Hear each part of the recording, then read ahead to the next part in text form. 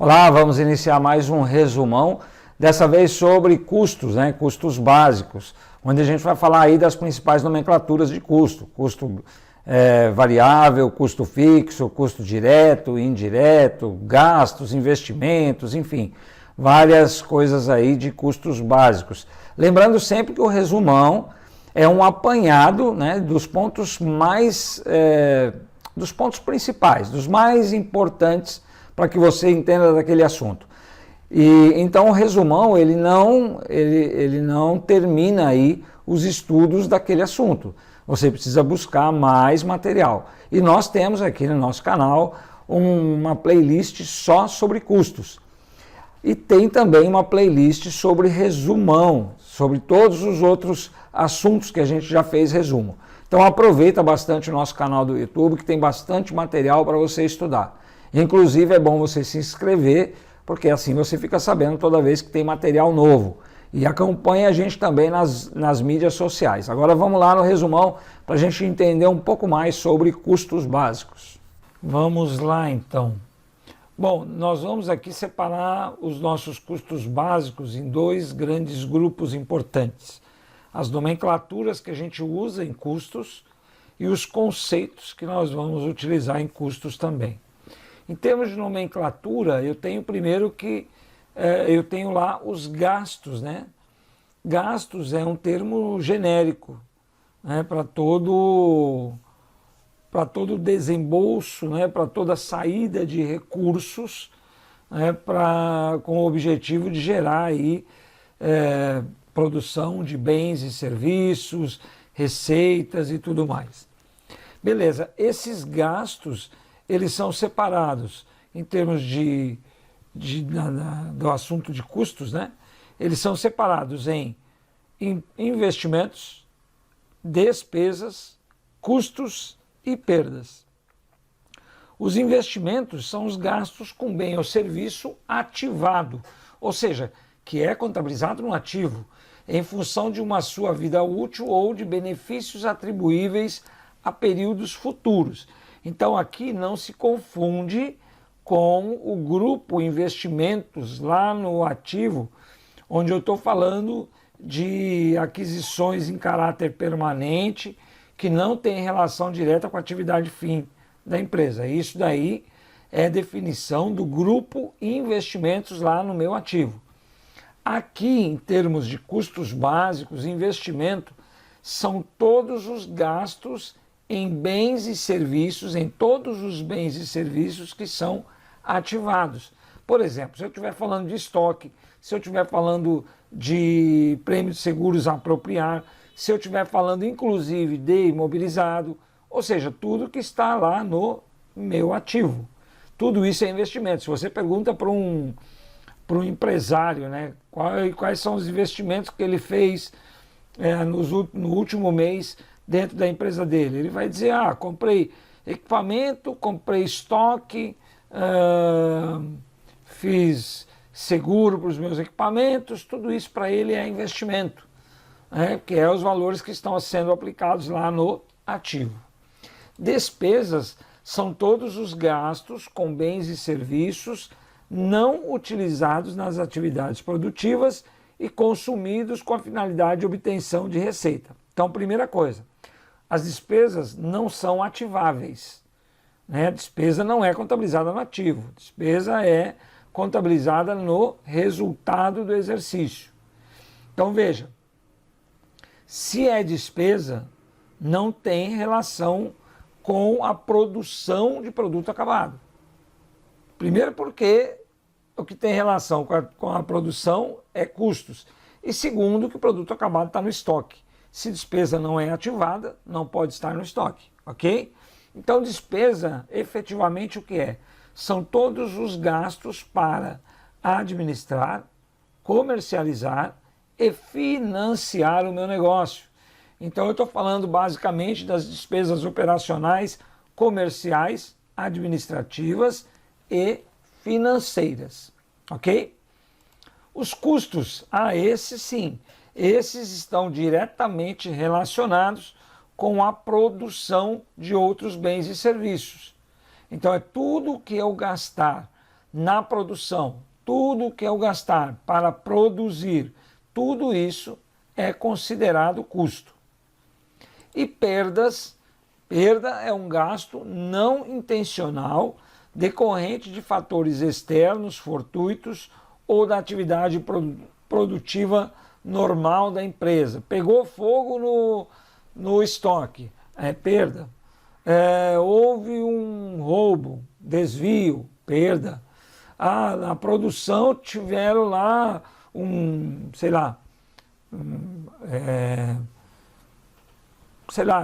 tinta ou uma matéria-prima que não cuidaram e ela se perdeu, né? Durante a produção. Mas era algo que não é inerente à produção. Então isso é perda também. Então tudo aquilo que é não intencional, ok? Agora, um exemplo, né? O exemplo que eu dei inclusive na aula.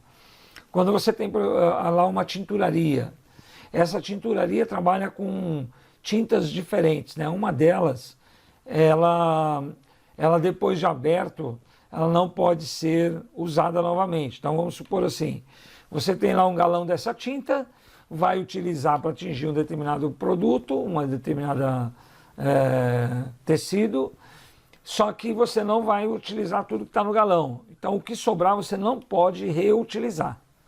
Muito bem, se sobrar e você jogar fora essa tinta, ela não é considerada perda. Por quê? Porque ela é inerente ao processo, ela não pode ser reutilizada.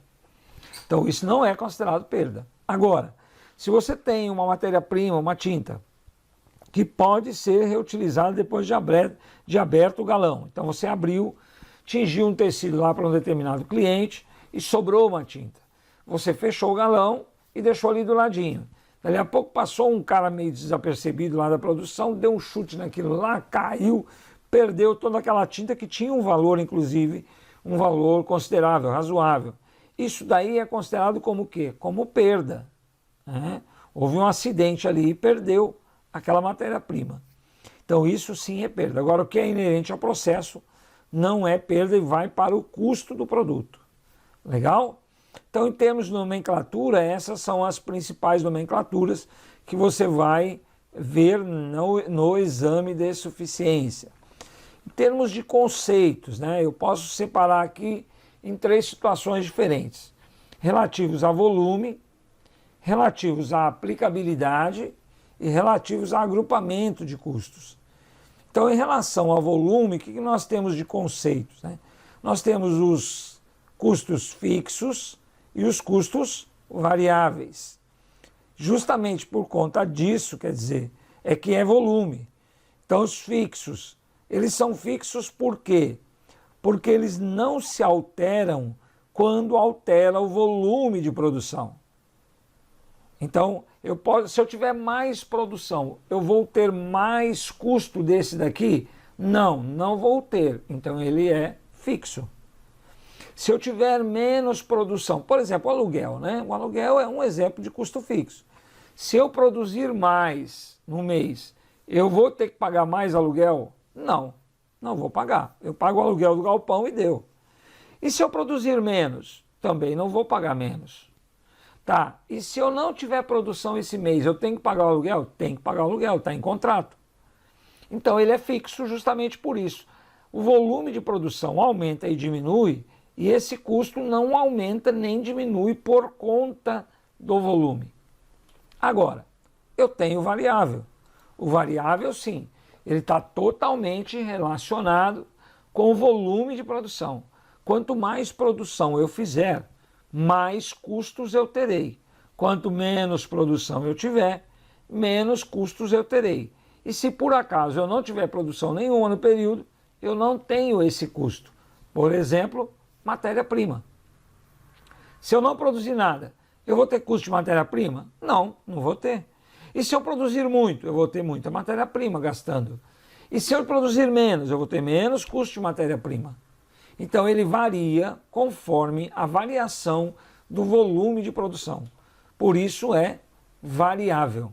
Então se você quer saber se um custo é fixo ou variável, faz uma pergunta muito simples para esse custo.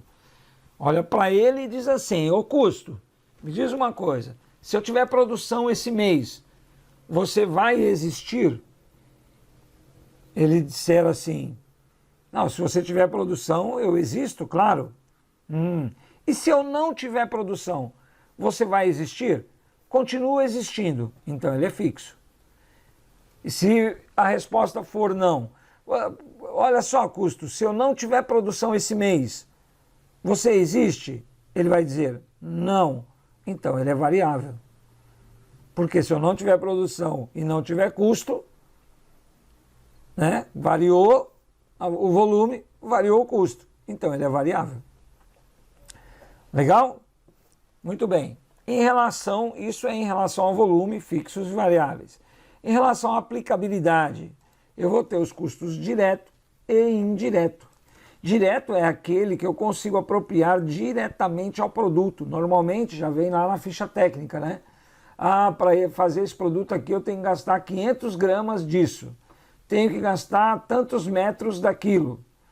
Então esses são custos diretos. Eu não preciso fazer nenhum cálculo mirabolante para chegar no custo, no valor desse custo para um determinado produto. Agora, se eu estiver falando de custo indireto, aí é necessário fazer rateio. Então, por exemplo, se eu estiver falando de matéria-prima, é custo direto. Por quê? Porque eu sei, matéria-prima é exatamente quanto se gasta para produzir cada produto. Isso faz parte da formulação do produto. Agora, se eu estiver falando de energia elétrica, se eu não tenho nem medidor nas máquinas, e as minhas máquinas produzem mais de um produto, como é que eu vou saber quanto de energia elétrica vai para cada produto? Eu preciso fazer um rateio. Um rateio não é um cálculo exato. Por quê? Porque depende de um critério de rateio. E quem define o critério? A própria empresa define o critério. Não existe padrões de critérios, existem ideias de critérios, mas para calcular a energia de cada produto, você sempre vai ter que fazer assim. Não necessariamente, vai depender do tipo de produção, do tipo de produto, o que a empresa pensa. Então, são critérios de rateio. Quando você estiver fazendo a prova do CFC, se tiver questão onde tem que fazer rateio, o próprio enunciado do problema vai dizer qual é a base de rateio ou o critério de rateio. Então, dependendo disso, faça o cálculo para chegar no valor do custo, desse custo indireto, que recai sobre cada produto. Ok? Muito bem. Então, nós já falamos sobre custos em relação ao volume, fixo e variável, em relação à sua aplicabilidade, direto e indireto, e agora em relação a agrupamentos de custo. Então eu vou ter aí os custos primários, de transformação, de produção e produtos fabricados. Então vamos lá. Custos primários. É o primeiro custo, é quando inicia a produção. Inicia por onde? Pela matéria-prima e pela mão de obra direta que vai manipular essa matéria-prima. Então esses são os primários. Só é você imaginar por onde começa a produção. Começa sempre pela matéria-prima e por aquela mão de obra que está mexendo com aquela matéria-prima. Legal? Muito bem. E custo de transformação. Aí você lembra o seguinte, custo de transformação é o custo para transformar alguma coisa. O que eu transformo na produção? Eu transformo a matéria-prima. Então a matéria-prima não pode entrar aqui, porque ela é fruto da transformação. Não sei se eu posso dizer fruto, mas ela é o que está sendo transformado. Ela é a base da transformação. Então o que eu vou considerar? Essa mão de obra, essa eu tenho que considerar, porque é ela que está manipulando a matéria-prima, mas todas as outras coisas que essa mão de obra vai gastar, que são os gastos gerais de fabricação. Então, custo de transformação são todos os custos de produção menos a matéria-prima. Por que menos a matéria-prima? Porque é ela que está sendo transformada. Então, o custo de transformação não pode incluir aquilo que está sendo transformado, certo? Muito bem. Então, olha só, de novo. Custo primário, matéria-prima e mão de obra. Custo de transformação são todos os custos menos a matéria-prima. E custo de produção, aí sim, soma matéria-prima. São todos os custos para produzir. Todos os custos para produzir. Ok? E o custo dos produtos fabricados, aí eu já estou falando de tudo que eu gastei para produzir o produto acabado, mais o que eu já tinha de produto acabado. Então é mais os estoques, estoques de produto acabado. Então, além dos custos de produção do período, eu tenho também que somar os estoques de produto acabado. Legal? Então assim, deixa eu ver se ficou mais alguma coisa. Eu acredito que os principais pontos relativos a custos básicos era isso. As nossas nomenclaturas, né? Investimento, despesa, custo e perdas.